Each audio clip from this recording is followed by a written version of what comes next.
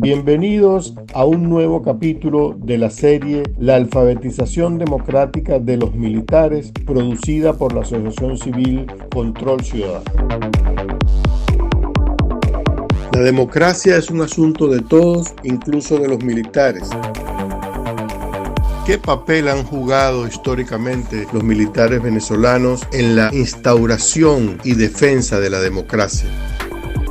¿Cómo construir una democracia donde quepamos todos? Una serie producida por Control Ciudadano. Bienvenidos al podcast número 6 de la serie Alfabetización Democrática de los Militares en Venezuela, producida por Control Ciudadano.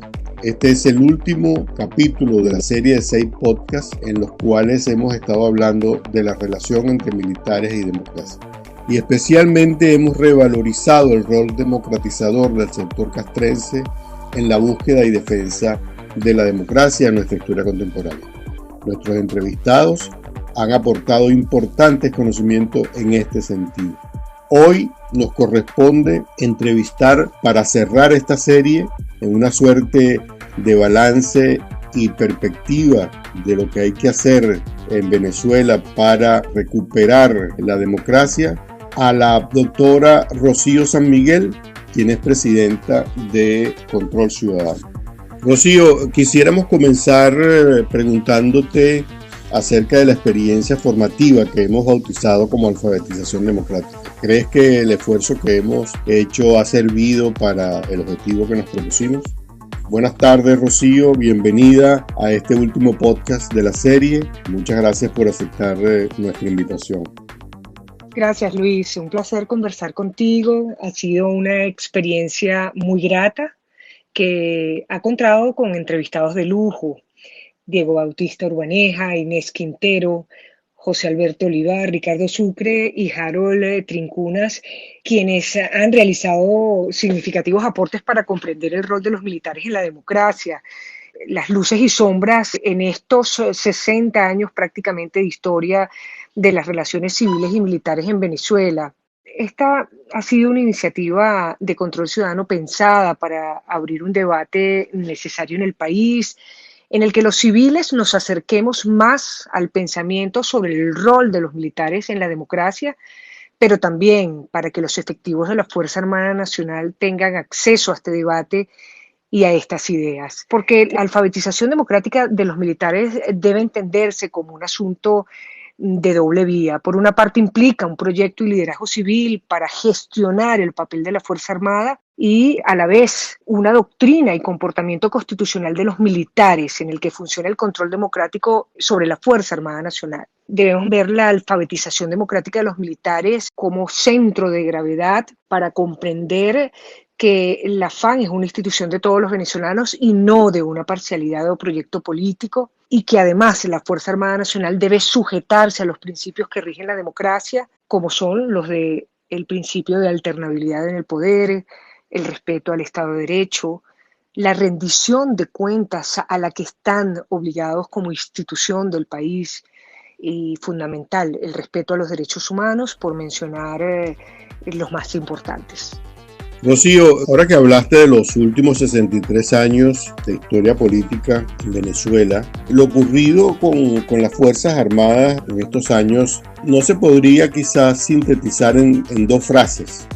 La primera frase sería: mientras la Constitución de 1961 le cerró las puertas de la política a los militares, la Constitución de 1999 se las abrió o entreabrió, y lo demás fue empujar esa puerta. ¿Crees que se pueda resumir así, digamos, en 2 frases como estas, lo acontecido? O sea, ¿crees que hay un problema de diseño constitucional en lo que ha ocurrido en Venezuela en los últimos 22 años? No creo que la Constitución del 99 abrió las puertas de la política a los militares. Lo que ha sucedido en Venezuela es responsabilidad de una generación de políticos y militares, y en mi opinión no es responsabilidad de la reforma de un texto constitucional. En estos últimos 20 años, la Fuerza Armada Nacional se ha movido claramente de un paradigma constitucional a un paradigma de servicio, a un proyecto político impuesto por esa llamada revolución bolivariana. Por supuesto, los interesados en esto contaron para ello con una década inicial de enormes recursos producto del ingreso petrolero. Contaron también con un país que venía de una profunda crisis política y social terminal y la debilidad de las instituciones, todo lo cual permitió dar forma acelerada a estos cambios sobre la Fuerza Armada Nacional. Fíjate que en el paradigma constitucional tenemos un dibujo en el que la Fuerza Armada está orientada a defender la integridad y la soberanía territorial. Sin embargo, ha sido orientada a sustentar y defender la revolución. En el texto constitucional encontramos claramente cómo la Fuerza Armada está subordinada en su funcionamiento a la ley. Se emiten en el título correspondiente de la Constitución las previsiones para dictar las leyes correspondientes y sin embargo la Fuerza Armada se ha subordinado en la práctica al comandante supremo, a la continuidad de un proyecto y sobre todo, y esto es muy importante, sin la posibilidad de estar sujeta a control democrático. Otro detalle importantísimo, en la Constitución, la Fuerza Armada Nacional tiene el monopolio de las armas, municiones y explosivos del país. Se le asignan todas las funciones para la fabricación, importación, exportación, almacenamiento, tránsito, registro de armas. Sin embargo, hemos visto cómo las armas de la República han sido entregadas a otros órganos distintos de la Fuerza Armada Nacional que intervienen en su control y en su utilización. Válgase cuerpos armados al margen de la ley. Son muy débiles esos controles que ejerce la Fuerza Armada Nacional sobre el control de las armas. Otra de las características positivas de la Constitución es taxativa al definir los componentes de la Fuerza Armada Nacional, Ejército, Armada, Aviación, Guardia Nacional Bolivariana. Incluso debemos recordar que la creación de la Milicia Nacional Bolivariana fue rechazada por el pueblo venezolano el 2 de diciembre del 2007 en un referéndum constitucional. Sin embargo, y a pesar de ello, la milicia ha sido activada, fortalecida, incorporada como quinto componente de la Fuerza Armada Nacional, entregándosele las armas de la República. Y un dato importantísimo, Luis, que creo que es significativo, como la Constitución señala expresamente que la defensa militar de la nación corresponde en exclusividad a la Fuerza Armada Nacional. Si buscas en todo el texto constitucional la frase defensa militar de la nación, vas a encontrar que está atribuida en exclusividad a la Fuerza Armada Nacional. Ningún otro órgano o persona particular tiene esta atribución expresa. Sin embargo, en el paradigma revolucionario se han incorporado otros sectores distintos a la Fuerza Armada Nacional en la defensa militar de la nación, a la milicia, a los colectivos, a las comunas, a los cuerpos policiales que se han militarizado, es decir, una deformación completa de lo que es la defensa militar de la nación. Profundizando un poco más en la respuesta anterior, ya desde un punto de vista político, porque hablas de una situación de facto, puede decir que la Fuerza Armada actual habría asumido este papel en virtud no del diseño constitucional, sino de una imposición política o una práctica política determinada. En función de ese tema, ¿en qué situación crees tú que están las Fuerzas Armadas hoy? Se habla de distintas tendencias dentro de ella. ¿Estás de acuerdo que existen distintas tendencias dentro de ella? ¿Podrías identificarlas, al menos algunas? Las distintas tendencias en su seno han sido una situación que ha existido siempre en la Fuerza Armada Nacional y depende de aquellos líderes militares que arrastran tras de sí pensamiento y acción.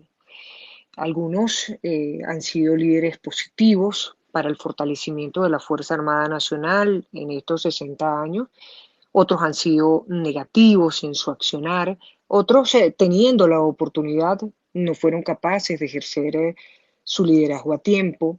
Es decir, hemos tenido de todo, como prácticamente en todas las instituciones. Sin embargo, está claro que actualmente la única tendencia que se admite visibilizar y tiene capacidad de expresarse es aquella que manifiesta el apoyo irrestricto al llamado proyecto revolucionario. Esos son los que tienen cabida, amplificación, voz en la institución. A más nadie se le admite hablar públicamente, mucho menos expresando ideas que puedan significar una línea de disenso.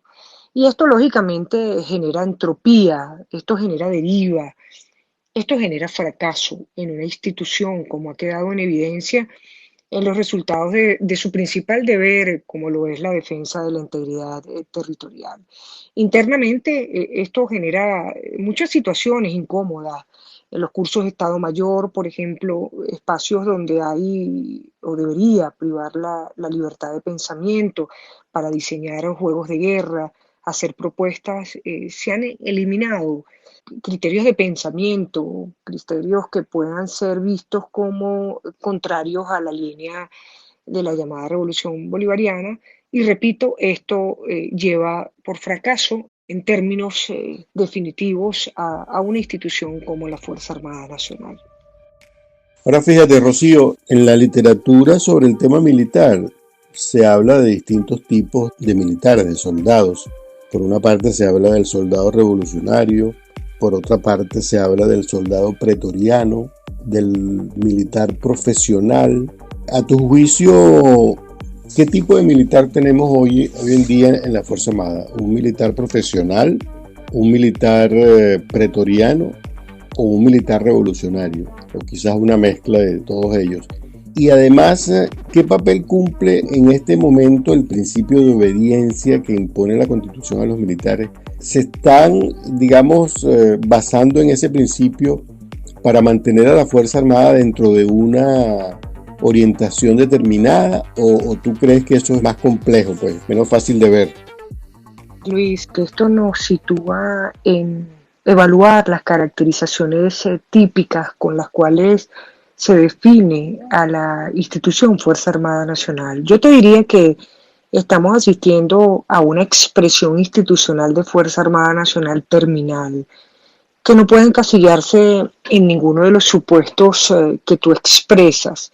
En algunas expresiones, la Fuerza Armada cuenta con caudillos, el perfil de esos militares atiende a esa tipología, cuyo fin es el ejercicio del poder de manera personalista, incluso ejerciendo la violencia.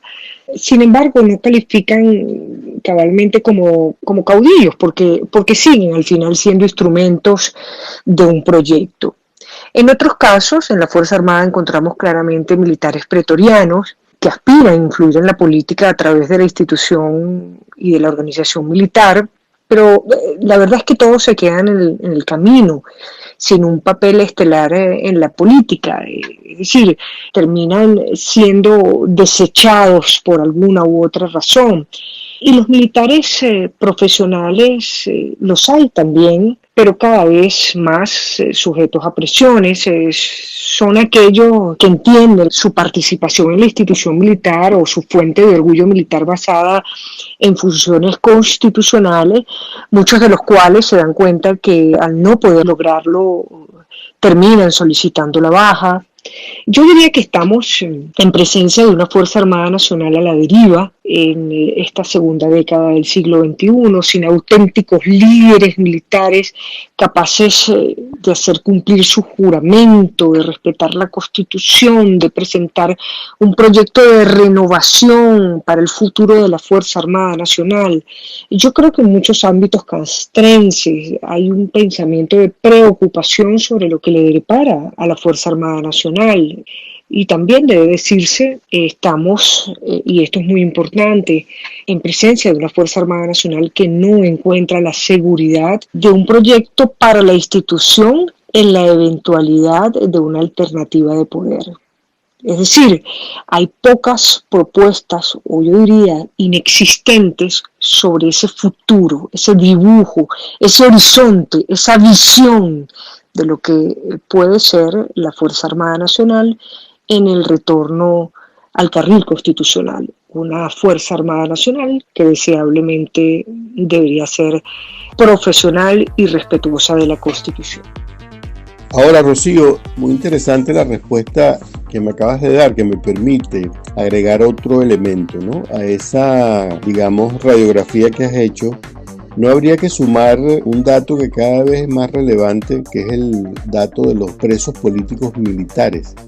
De acuerdo con la organización Foro Penal, en sus últimas cifras de diciembre de 2021, en el país había hasta ese momento 245 presos políticos, de los cuales 113 son civiles y 132 son militares. Es decir, los militares pasaron a ser el número más alto de presos políticos o el sector con más presos políticos en Venezuela. Obviamente influye en esta data el hecho de que han salido muchos civiles, pero también hay que valorar el hecho de que mantengan a tantos militares detenidos. ¿Cómo crees que se pueda leer esto? ¿Crees que se puede hablar, además de toda la clasificación que hicimos antes, se puede hablar también de una oposición militar que ha surgido en virtud de tantas cosas que has señalado tú misma y que conocemos en estos últimos años en Venezuela? Fíjate, Luis, el pivote del poder en Venezuela es la Fuerza Armada Nacional y debe comprenderse esto como una élite de militares leales y cercanos al proyecto político llamado revolucionario que controla las armas, los recursos económicos y el aparato de vigilancia del Estado. Fíjate que esta élite militar, incluso con un gesto, podría en momentos claves que han sucedido en la historia reciente de Venezuela, haber podido cambiar a los sujetos que simbólicamente ejercen el poder en Venezuela. Esto obviamente no es saludable, ni tampoco debe aplaudirse, pero da cuenta, sin duda, da cuenta del enorme poder que detenta esta élite. Esto que te describo lo he entendido perfectamente Miraflores en los últimos años y se ha servido de esta élite militar para cogobernar. Esto lo entendió Chávez muy claramente, con las características que lo adornaban, y lo ha perfeccionado Maduro, que se ha servido de esta élite militar como un juego de ajedrez.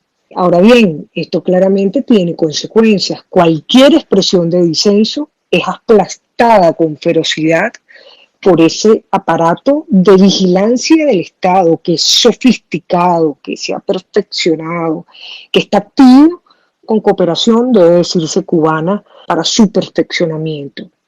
Yo te diría, además, en una frase que he expresado en otras ocasiones, nunca en la historia de Venezuela habíamos tenido tantos militares dados de baja, desertores, expulsados, presos, exiliados, torturados, perseguidos y asesinados. Creo que eso recoge el drama de lo que significa el aplastamiento de la situación en la Fuerza Armada Nacional.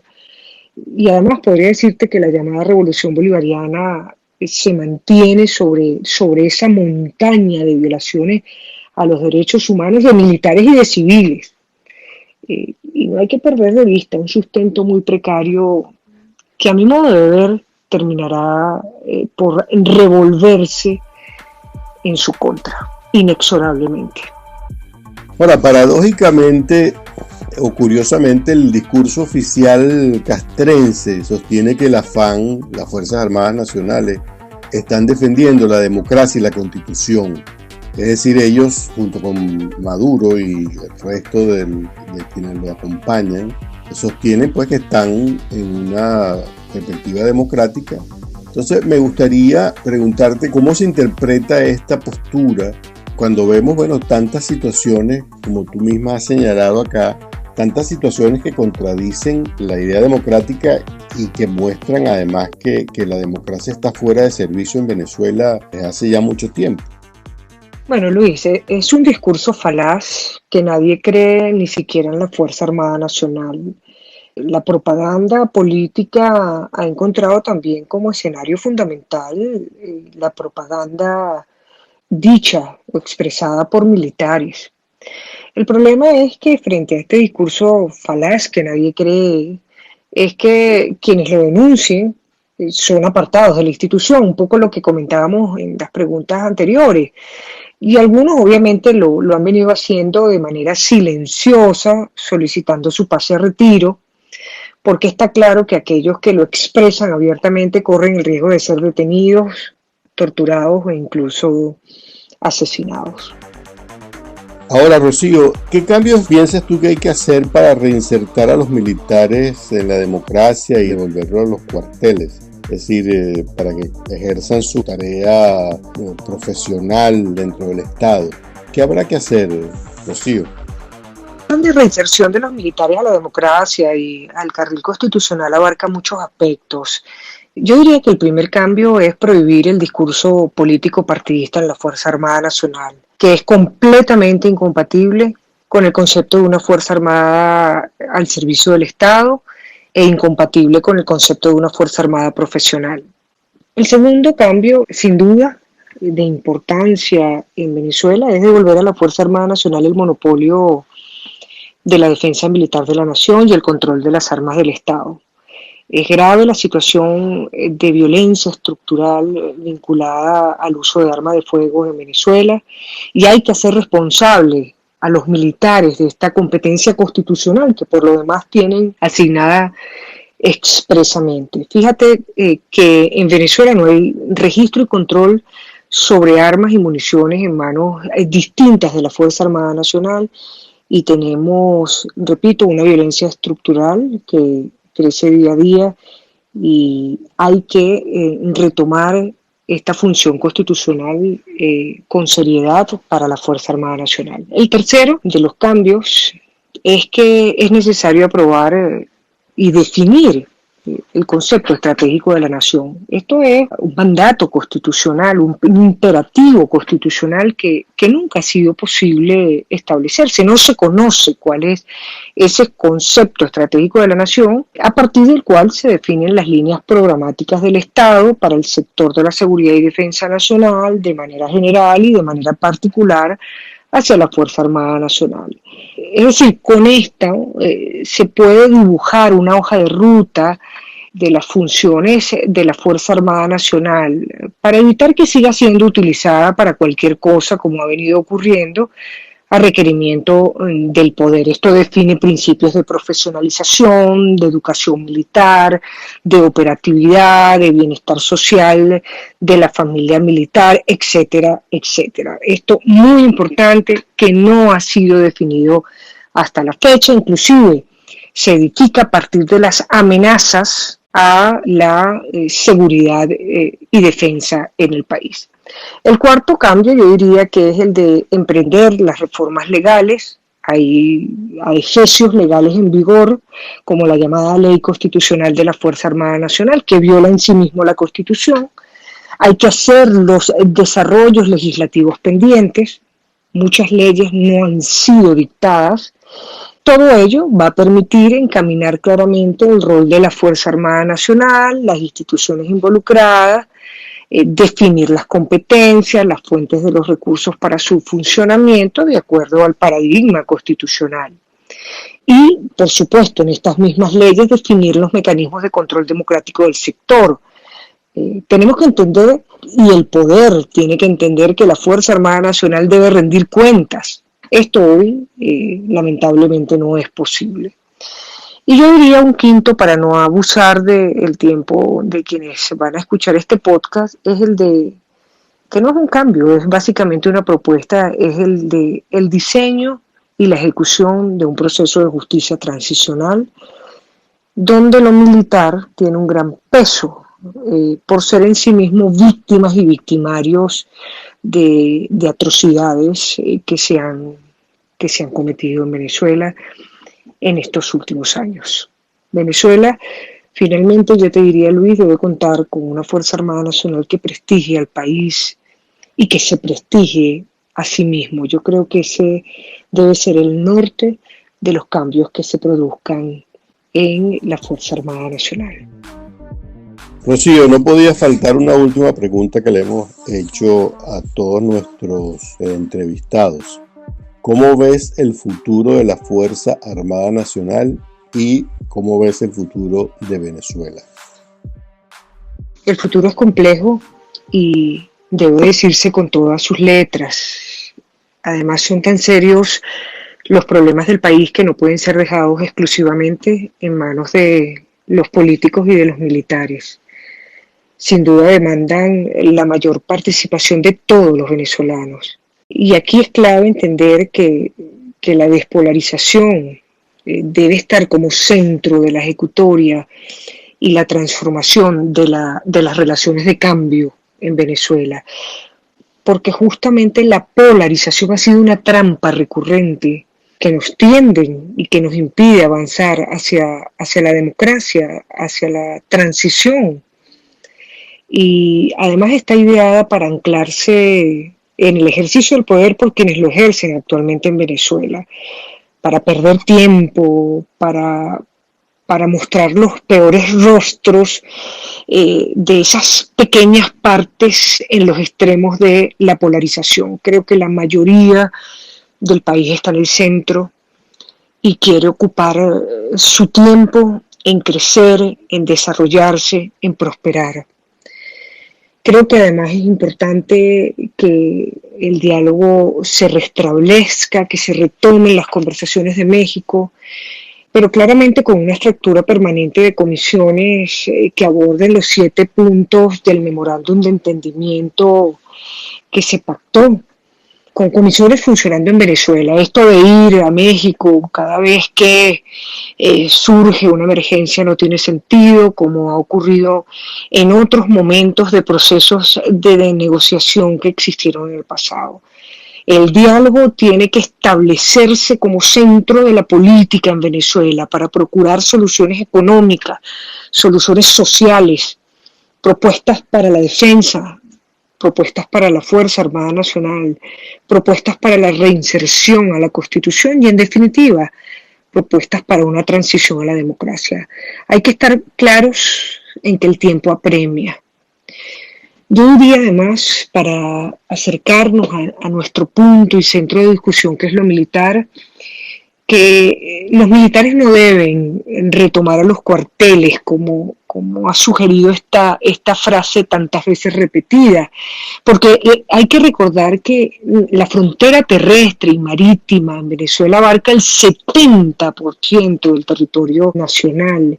Y hay tan graves problemas de integridad territorial en espacios donde deben de estar los militares cumpliendo sus funciones, con capacidad operativa, con una doctrina de empleo que posicione en éxitos, eso sí, compatibles con los derechos humanos, sus funciones.